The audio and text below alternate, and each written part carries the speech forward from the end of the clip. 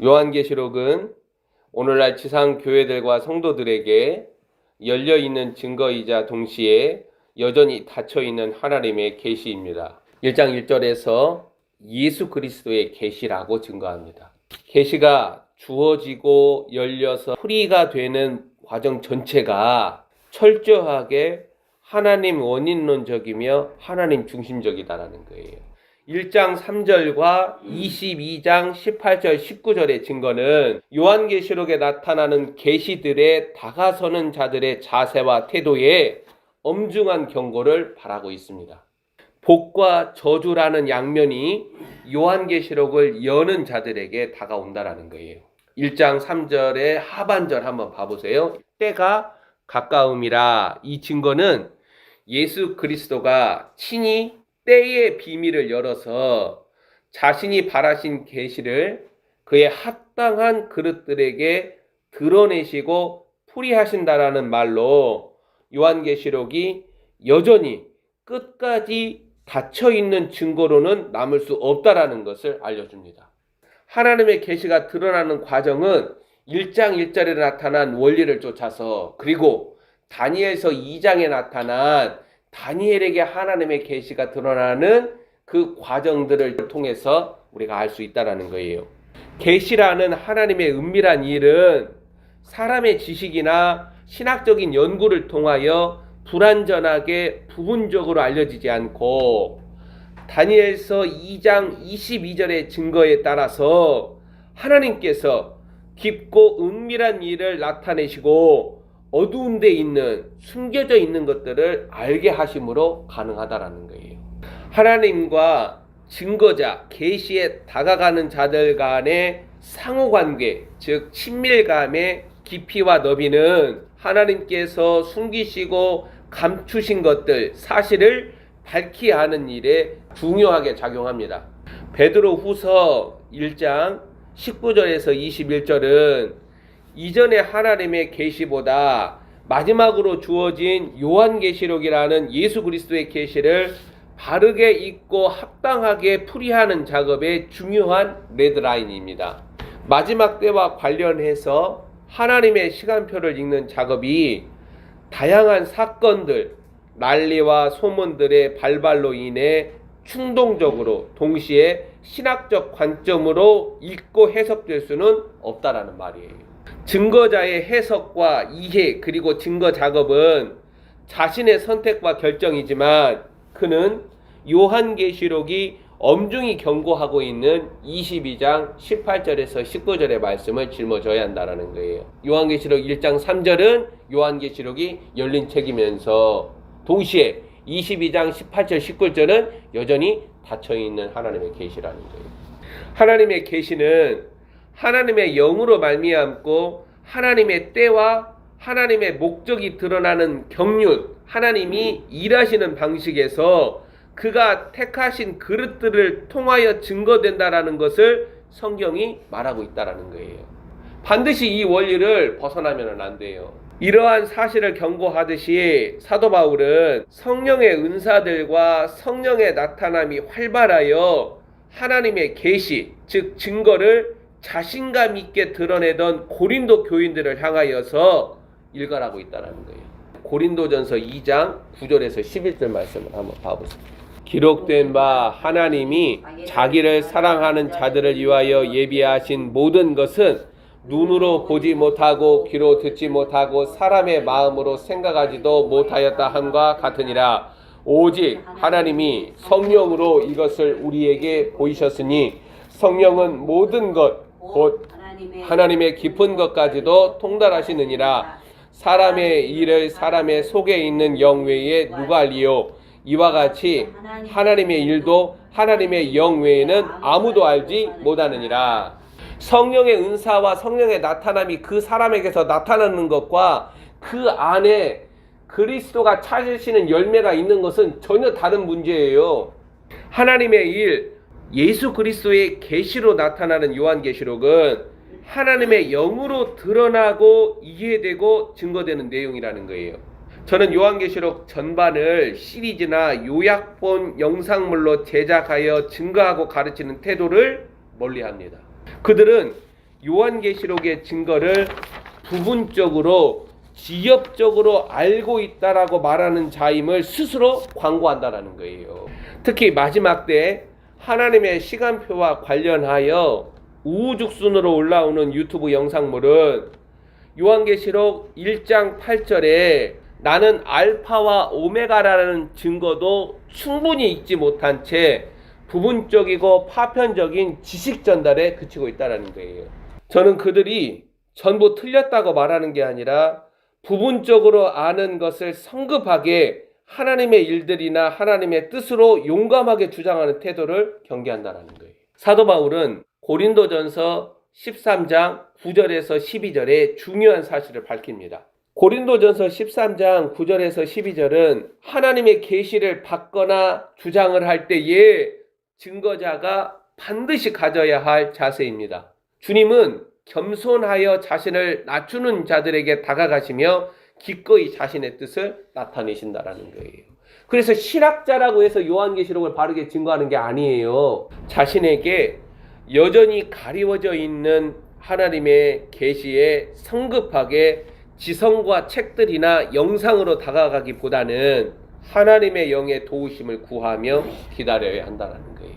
증거자들이 저지른 미숙함과 오만함의 피해와 책임은 고스란히 그들을 추종하는 성도들에게 지워집니다. 동시에 증거자 자신에게는 엄중한 문책으로 나타납니다.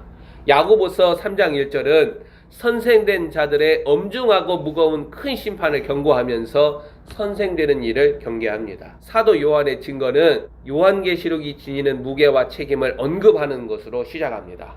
요한계시록이라는 증거, 계시는 1장 1절을 보니까 하나님 아버지께서 예수 그리스도에게 주시고 주님께서 그의 천사들을 자신의 종 합당한 그릇인 요한에게 보내어서 반드시 속히 될 일들, 사건들, 즉 하나님의 시간표, 하나님의 영원하신 계획과 뜻을 보이시려고 요한에게 알게 하신, 이해하고 드러낸 증거라는 거예요.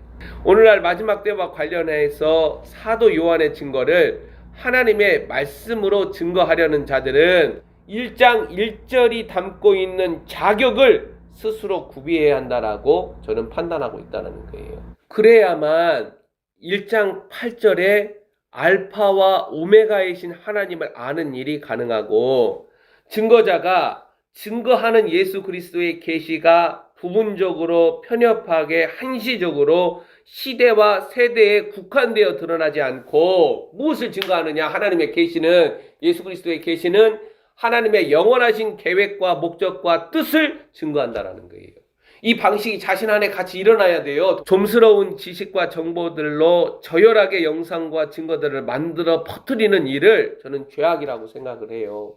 증거자들은 하나님의 말씀 증거라며 자신의 증거한 내용들이 인자이신 예수 그리스도 심판대 앞에 불리하게 나타날 수 있다는 거예요. 요한계시록을 증거하는 저는 계시록 1장 1절에서 자체 검열을 받는다라는 거예요. 사도 요한이 경험하는 사건이 나에게 일어나지 않을 때 침묵하고 기다린다라는 거예요. 2절 말씀 한번 봐보세요. 요한은 하나님의 말씀과 예수 그리스도의 증거 곧 자기가 본 것을 다 증언하였느니라. 요한은 주 예수 그리스도가 합당하게 선택한 메신저라는 거예요. 사도 요한은 검증받은 자라는 거예요. 그는 디모데후서 2장 21절에 나타난 대로 자신의 혼과 자아가 철저하게 하나님의 손에 다루심을 받은 귀 쓰는 그릇으로 주인의 쓰시기에 합당하다는 거예요. 이 사실은 마지막 때에 관련해서 하나님의 시간표와 사건들을 증거하려는 자들에게 반드시 요구되는 도덕적 규범입니다. 합당하게 인정받은 그릇만이 예수 그리스도의 증거, 1장 2절에 자신이 본 모든 것을 증거하는 자라는 거예요. 1장 2절은 요한계시록의 증거를 다루려는 저에게 다시 강화되는 검열이에요. 그러니까 목사로서, 설교자로서 1장 1절의 검열대에 다시 서고 1장 2절의 검열대에 다시 서는 거예요. 우리는 우리 자신이 어떠한 자라는 사실을 알고 있어요. 자신의 혼과 자아가 하나님의 손에 거칠게 온전하게 다뤄지지 않은 자들은 알파와 오메가이신 하나님의 증거를 다룰 자격요건을 갖추지 못해요. 주님은 계시와 증거들을, 특히 이 마지막 때 일어난 일들을 자신이 선택하신 그릇들에게나 허락하십니다. 이 사실이 성경이 충성된 하나님의 사람들을 사용하는 변하지 않는 원리라는 거예요. 쓰다 내버리는 그릇들은 이 원리를 알지 못하거나 무시하는 것입니다. 증거자들은 각자 믿음의 분량만큼, 그리스도의 분량만큼 하나님의 증거를 다루게 됩니다. 만약 여기서 지나쳐서 자신의 위치를 떠난다면 그들은 유다서가 증거하는 발람의 길, 고라의 길, 가인의 길을 걷게 되죠. 마지막 때 가인의 길, 발람의 길, 고라의 길은 지상교회에서 다시 출현합니다. 또한 사도 바울은 갈라디아서 6장 3절에서 만일 누가 아무것도 되지 못하고 된 줄로 생각하면 스스로 속임이라고 경고합니다. 마지막 때는 주님께서 보이신 것들과 이르신 것들, 하나님의 증거들이 하나님의 그릇을 통하여 지구적으로 흩어져 있는 믿음의 형제자매들에게 들려집니다. 하나님의 말씀과 예수 그리스도의 증거를 증거하는 자들이나 듣는 자들은 누구나 영적인 귀와 눈이 열려 있어야 한다는 말이에요. 즉 안에 하나님 나라의 실체가 자신 안에 준비 완료되어야 한다는 사실을 말합니다. 내 안에 하나님 나라의 실체가 있다는 사람은 보는 눈과 듣는 귀가 있다는 거예요. 지상 교회들과 성도들은 마지막 때 나라들과 민족들에게서 일어나는 난리와 소문, 그리고 다양하게 발출되는 영적 사건들로 마음과 삶이 요동칠 수 있습니다. 드러나지 않은 하나님의 계시와 땅의 현실에서 발생하는 사건들 사이에서 계시록 1장 2절은 영적인 귀와 눈이 열려있는, 즉 하늘이 열려진 자들로 자신을 준비해야 함을 알려줍니다. 그래서 그리스도를 통하여서 무언가를 얻는 일보다 그리스도를 아는 일, 그리스도와 사귐과 교제에 자신의 시간과 에너지를 이전보다 더 넓고 깊게 열어주는 믿음의 진보가 요구된다는 거예요. 하나님을 가까이 하는 자들은 마침내 하나님을 알게 됩니다.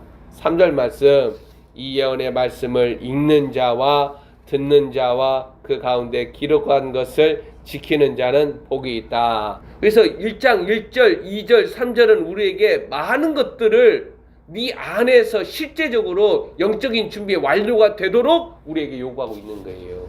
계시가 닫혀 있지 않고 열려 있는 자들이기 때문에 복이 있다라는 거예요.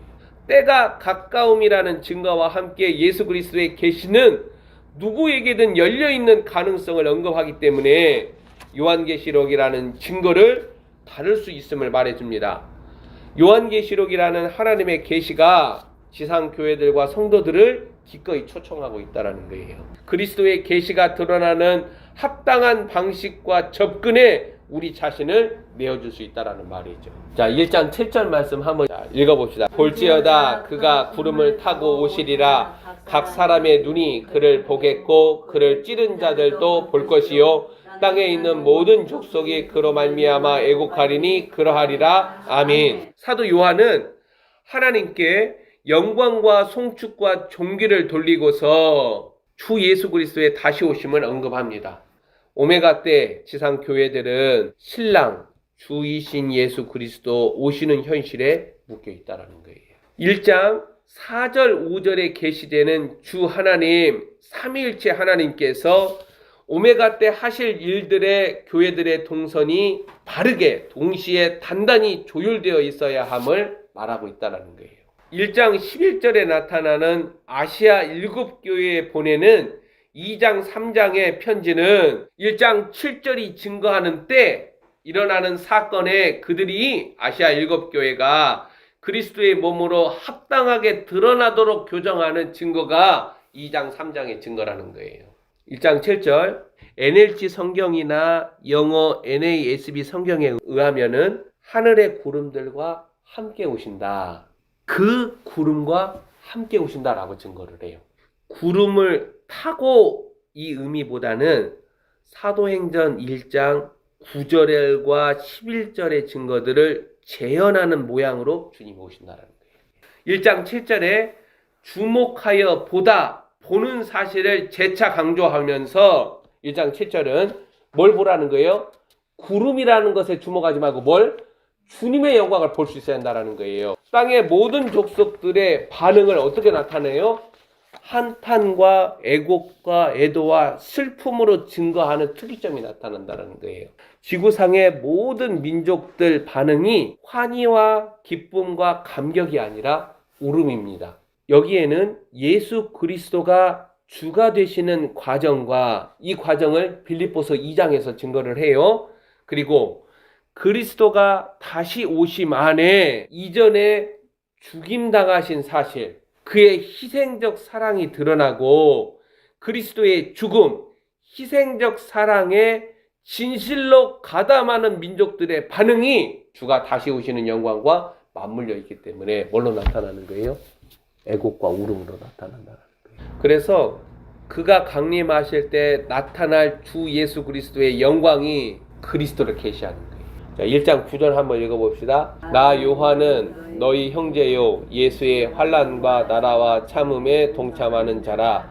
하나님의 말씀과 예수를 증언하였으므로 말미암아 반모라 하는 섬에 있었더니. 1장 9절은 요한계시록의 시대적 배경과 사도 요한이 처한 상황을 읽을 수도 있지만 오메가 때 그리스도의 영광을 보는 자들은 반드시 예수의 환난과 나라와 참음에 묶여있다는 거예요.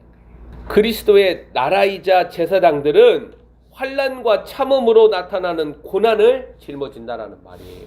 이것은 하나님께서 나라이자 제사장들에게 지워주시는 하나님의 짐, 멍에를 말하는 거예요. 이 멍에는 세상의 민족들을 향하여서 그리스도의 희생적인 사랑, 그리스도의 순환과 죽음을 증거한다는 거예요.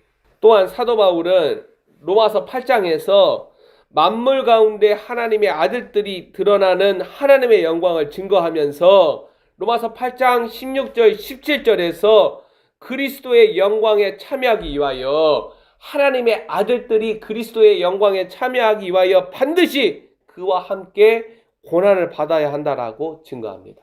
그래서 환난전 휴거를 주장하는 교회들과 목사들은 성경을 다시 바르게 읽어야 많은 사람들을 무지와 어리석음으로 미혹하지 않는다는 거예요.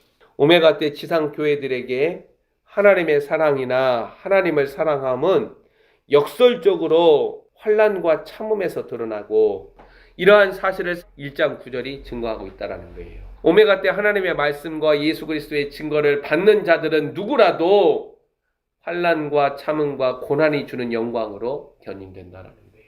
사도 요한은 요한계시록 1장 13절부터 16절에 나타나는 주 예수 그리스도의 용모와 자태를 친히 보는 일보다 먼저 그분의 음성을 듣습니다. 이 사실은 만왕의 왕 만주의 주이신 예수 그리스도는 하늘들과 땅의 모든 군사들, 백성들을 자신의 독특한 음성으로 이끄심을 알려줍니다. 마귀는 이러한 사실을 알고 패러디합니다. 마귀는 성경을 알고 있고 우리보다 성경을 더 잘 알고 있어요. 자신의 때도 알고 있다는 거예요. 요한복음 10장에 나타나는 목자, 다른 말로 왕, 지도자는 그의 양들을 자신의 음성으로 부르시고 이끄시기 때문에 마지막 때 지상 교회들은 선한 목자, 그 목자의 음성을 듣는가 아니면 온갖 음성들에 미혹당하는가 시험대에 온다라는 거예요. 1장 10절에 하나님의 계시가 드러나는 날에 사도 요한은 성령에 사로잡혀서 하나님의 음성을 듣습니다. 주님의 음성을 듣고 몸을 돌이킬 때 주 예수 그리스도의 용모와 자태와 영광에 사도 요한은 압도당합니다. 지상 교회들 성도들은 1장에 나타나는 하나님의 감추어진 비밀, 그리스도의 영광이 드러날 때 그리스도를 아는 일에 침잠하지 못하고 서둘러 마지막 때 하나님의 시간표와 사건들의 무게중심을 옮아갑니다. 그럴 경우에 1장 17절에 나타나는 증거자 사도 요한의 경험대로 살아있는 로고스 그리스도 영광에 압도당하여 죽은 자가 되는 자신을 경험하지 못한다라는 거예요. 굉장히 중요해요. 자신에게 오른손을 얹으신 살아있는 자를 통해서 부활을 경험하는 거예요. 자, 이 경험을 오늘날 증거자들은 전혀 경험하지 못하고 서둘러서 어디로 가는 거예요? 이 마지막 때 하나님의 시간표, 나타날 사건들 1장 17절을 경험하지 못해요. 죽은 자가 살아나야 4장 열린 문으로 들어가는 거예요. 열린 문은 반드시 하나님의 테스트를 통과한 자, 하나님께 인정받은 자, 그의 영광에 압도당하여서 죽었다가 그가 손을 대심으로 살아난 자, 자신 안에 그리스도의 생명, 부활의 생명으로 살아난 자가 열린 문으로 들어갑니다. 두려우신 주 예수 그리스도와 그의 영광을 경험하지 않은 자들에게 예수 그리스도의 계시는 주어지지 않아요. 1장 17절은 요한계시록이라는 예수 그리스도의 계시를 증거하려는 자들을 검열합니다. 합당한 그릇은 하나님의 메시지를 담는 메신저이지만 합당하지 않는 자들은 22장 18절 19절의 저주를 피할 수 없다라는 거예요. 증거자들은 하나님의 계시에 다가갈 때 사도 요한이 경험한 두려움을 지녀야만 증거자 사도 요한의 충성스러움을 닮아갈 수 있다라는 거예요. 어제나 오늘이나 앞으로 하나님은 자신이 선택한 그릇을 통해서 자신의 메시지를 내십니다. 1장 20절에서 사도 요한은 본 것들이 뭐죠? 7별과 7촛대. 자, 이것을 예수 그리스도께서 밝히 알려주심으로 그 비밀이 드러난다는 거예요. 1장 20절에 나타난 방식으로 하나님께서 그 비밀과 감추어진 것들을 그의 종들에게 알려주셔서 요한계시록이라는 증거는 하나님의 영원하신 계획과 목적과 뜻을 성취한다는 거예요. 그게 나는 알파와 오메가의 하나님이라. 이 마지막 때는 하나님의 영원하신 계획과 목적과 뜻, 그 감추어진 비밀이 자신 안에 드러나야 그걸 따라서 기도하고 그걸 따라서 하나님과 동행하고 그걸 따라서 경건의 능력을 구비하는 거예요.